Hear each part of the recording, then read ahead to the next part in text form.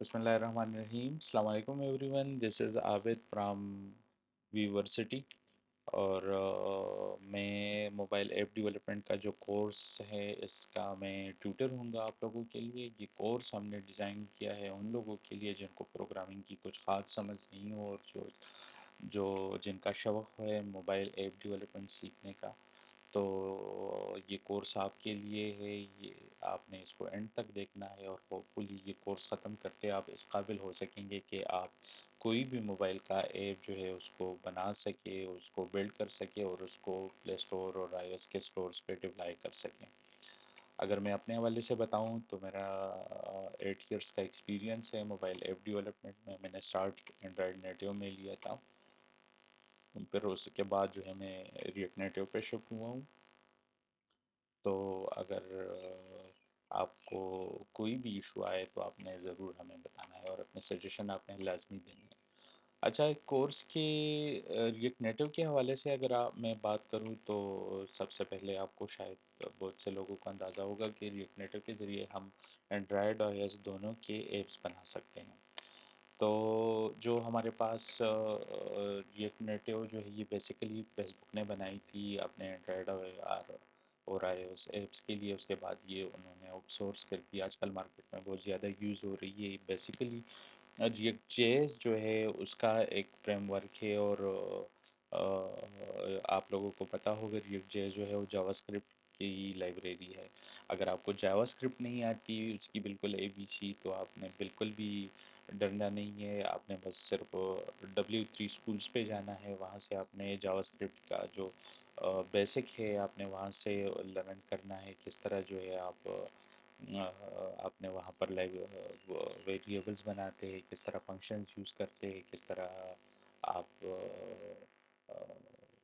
Loops use करते हैं। तो वहाँ से आपने बेसिक नॉलेज लेनी है। जो रिएक्ट कंपोनेंट्स है वो हम यहाँ पर डिस्कस करेंगे। रिएक्ट कंपोनेंट्स के ज़रिए हम अपने ऐप का जो यूआई है, हमारा यूज़र इंटरफेस है, हम वो बनाते हैं। तो इंशाल्लाह कोई इशू नहीं होगा आपको समझने में ये।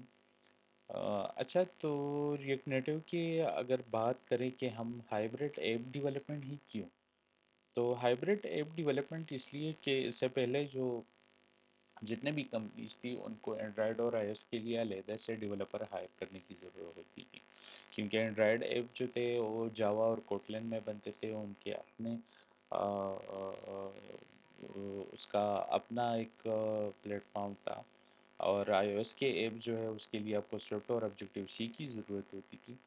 तो उसकी वजह से जो कंपनीज है उनका जो प्रोजेक्ट खास था वो बहुत बढ़ जाता था। अब ये है कि तो उनका प्रोजेक्ट का कास्ट बहुत ज़्यादा बढ़ जाता था, उस पर टाइम बहुत ज़्यादा लगता था, उनको मल्टीपल रिसोर्सेज जो है मैनेज करना पड़ते थे। तो जब हाइब्रिड ऐप डेवलपमेंट जब से मार्केट में आई है तो उसका ये फ़ायदा हुआ है कि कंपनी जो है आप एक ही कोड बेस को एंड्रॉयड और आईओएस पे डिप्लॉय कर देते हैं। हाइब्रिड में हमारे पास फ्लटर भी आ जाता है, आयानिक भी आ जाता है, इस तरह और भी कुछ हाइब्रिड के प्लेटफॉर्म्स हैं। बट एनी हाउ मार्केट में अगर ज़्यादा यूज़ हो रहा है तो रिएक्ट नेटिव है और फ्लटर ही है। अब फिर बाद में हम बात करेंगे कि हमने रिएक्ट नेटिव की को क्यों सेलेक्ट किया। तो उस हवाले से हम ये बता दें आपको कि रिएक्ट नेटिव जो है वो बेसिकली जावास्क्रिप्ट के ऊपर बनी हुई है। तो चूंकि ज़्यादातर डेवलपर जो है वो वेब के बैकग्राउंड से आते हैं तो इसलिए उनको जावास्क्रिप्ट जो है वो आसान लगता है।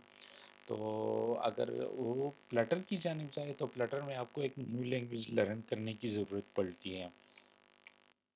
फ्लटर में आप न्यू लैंग्वेज लर्न करते हैं तो आपको डेफिनेटली ज़्यादा एफर्ट करनी पड़ती है। तो इसकी बजाय रिएक्ट नेटिव ही लोग सेलेक्ट करते हैं। रिएक्ट नेटिव जो है क्योंकि मार्केट में 2015 से है, फ्लटर बहुत बाद में आई है, तो इसलिए इसका कम्युनिटी सपोर्ट भी बहुत ज़्यादा अवेलेबल है। जितने भी थर्ड पार्टी लाइब्रेरीज है वो भी अवेलेबल है। और माइक्रोसॉफ्ट, पाइंटरेस्ट, मीटा, ये इस तरह के जो टॉप कंपनीज है वो रिएक्ट नेटिव ही यूज़ करती है।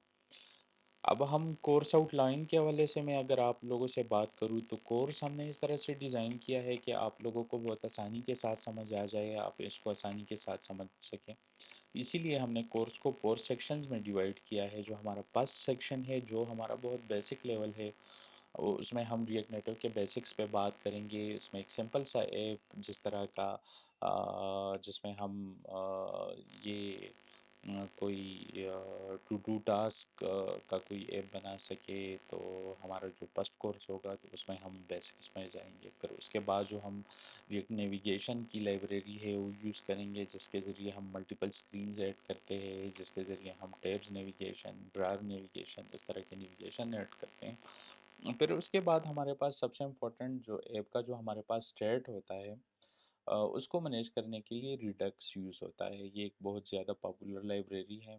تو اس پہ ہم علیحدہ سے کورس کریں گے، اور اس کے بعد ہم اپنے ایڈوانس لیول پہ جائیں گے، جس میں ہم ایک کوئی بھی کمپلیکیٹڈ ایپ جو ہے وہ سلیکٹ کریں گے اور اس کو ہم ڈیزائن کریں گے.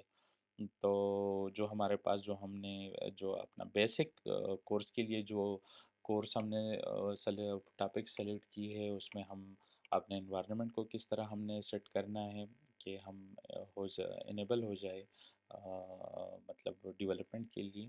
اور اس کے بعد جو ہے ہماری ریئیکٹ کے کون سے کمپوننٹس ہے، کمپوننٹس کیا چیزیں، کیونکہ ریئیکٹ نیٹو کے جتنا آرکیٹیکچر ہے وہ کمپوننٹ بیس ہی یوز ہوتا ہے. ہمارے پاس اسٹیٹس کون سے کیا ہے، پروپس کیا ہے، اس کے علاوہ ہمارے پاس جو کور کمپوننٹس ہیں، اور کور کمپوننٹس کو یوز کر کے کس طرح ہم اپنے کسٹم کمپوننٹس بنا سکتے ہیں.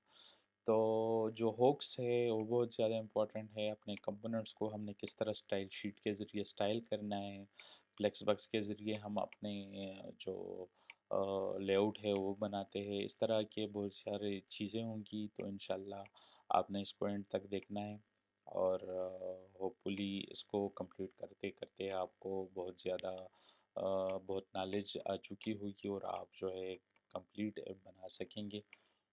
تو نیکسٹ لیکچر تک ویٹ کریں.